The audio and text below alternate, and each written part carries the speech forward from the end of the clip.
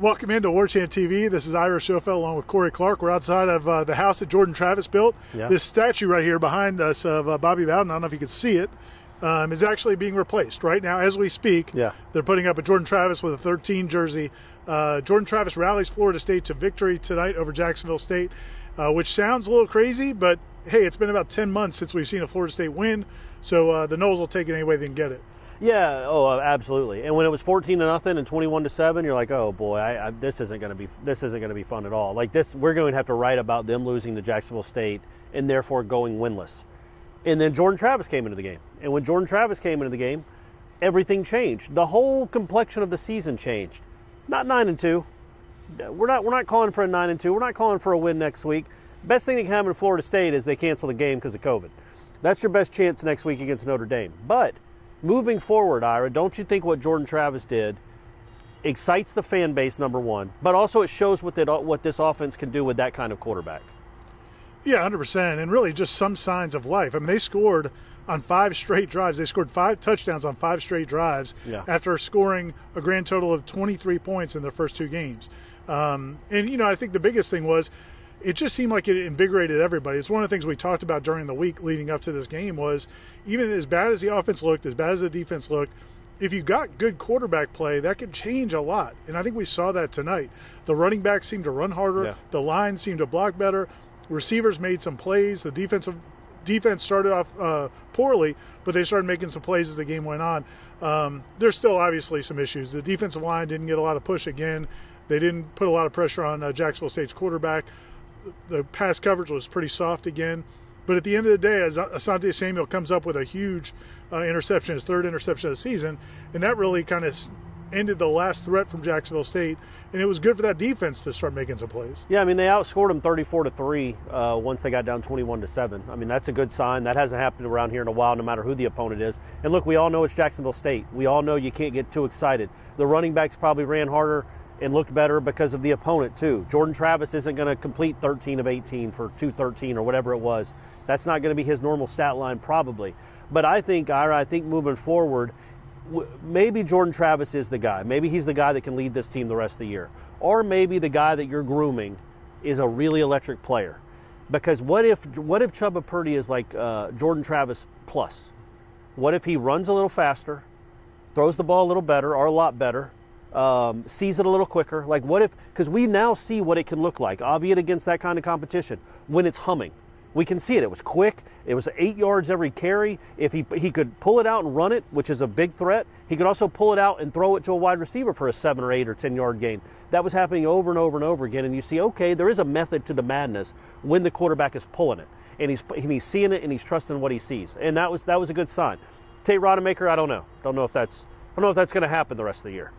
Yeah, I mean, it was a tough spot for him. Obviously, as a true freshman, he comes out and his second pass gets picked off for a pick 6, which is not the way you're hoping to start. His first drive last week against Miami started off with an interception as well. So in that game, he settled down, and really his numbers aren't terrible. It's like 8 out of 12 for, I don't know, 60, 70 yards, something like that.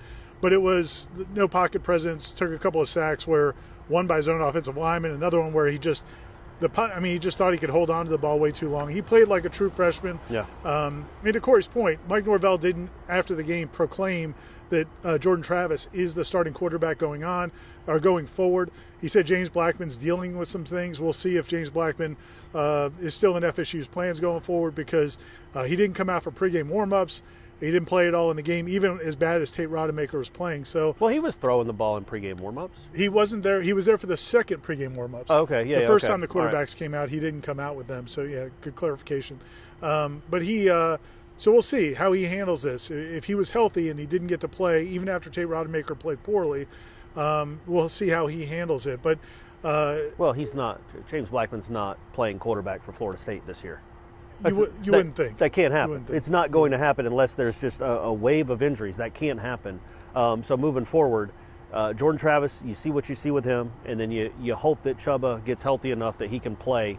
What I wondered, though, Ira, is if Jordan Travis was healthy enough to play against Georgia Tech, albeit in an emergency situation, and he was healthy enough to play against Miami, and he was healthy enough to play against Jacksonville State, why did they not start him any of the 3 games? From what from what we can gather, he's missed a lot of practice time. So you can just hope that it's going to work out. Yeah. You can just, hey, I know you haven't played that much in practice, and we haven't seen you. So do you think they dumbed it down? Not because he's a dumb kid, he's a bright kid, but ran a certain set of plays that this is just what you're going to do. It's going to be mostly zone read. It's 10 or 12 plays. It's possible. I mean, it's certainly possible. The zone read was obviously a big part of it, a bigger part of it than it would have been with James Blackman, yes, who never would keep it. Right. But back to the running backs, I thought the most tangible thing, and you said that, they probably looked good because it was Jacksonville State.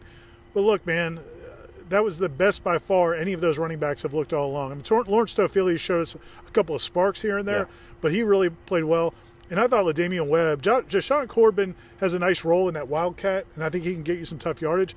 But LaDamian Webb looks like a Florida State running back. Yeah. And that's, that was, I didn't think we would see that. I think he and Toafili both could be moving forward. They look like guys they could be dynamic. Corbin's Corbin. Yeah. No offense to my man. He's a good player. That is, like you said, that is a role. He can get you tough yards, and he did today. But that run that LaDamian Webb had to tie the game in the second, that's as good a run as Cam Akers. I didn't see Cam Akers make any of those runs. I didn't see him doing a little flip-de-doo and keeping his all right, maybe a little too far there. But that was an electrifying run. That was a good run. That was we can't coach every yard type run. You have to go get some on your own. And we saw a lot of that today, right? Man, we hadn't seen much of that at all. And in fact, I said it the first drive of the game, God bless Tate Rodemaker, he throws there's 1st and 5. He throws a wide receiver screen to Tamarian Terry, your All-American, who literally just stands there and waits to get tackled. Corbin gets an edge on the outside. First guy near him tackles him, and then it's the pick six. That wasn't a great start. But after they got rolling, you started to see those skill players get yards on their own, which is what you're at Florida State. It can't be all coached up for you to get every yard. You have to get some on your own and make some special plays. Toafili and Webb especially, I thought, showed that a lot. And it was nice to see Tamarian Terry finally break out. He had a big, long catch. Yeah. I think 40-something yard catch. Could have had another 80-yarder for a touchdown, and Travis just missed him, yeah. Yeah, and that's the thing. I mean, the one thing about Jordan Travis is he completed some passes. He had some nice plays.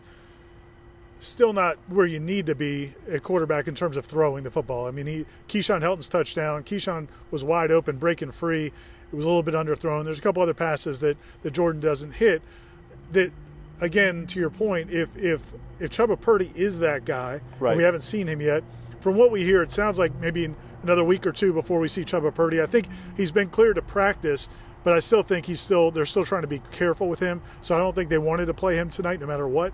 But if he can be the guy with the running threat like Travis, plus have the arm, that gives you some excitement.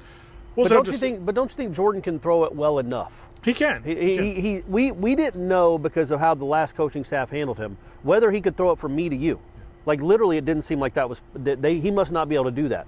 Well, I thought he showed today, especially. I mean, it was a nice enough. The throw to Terry was really good. That was on time and hit him in stride.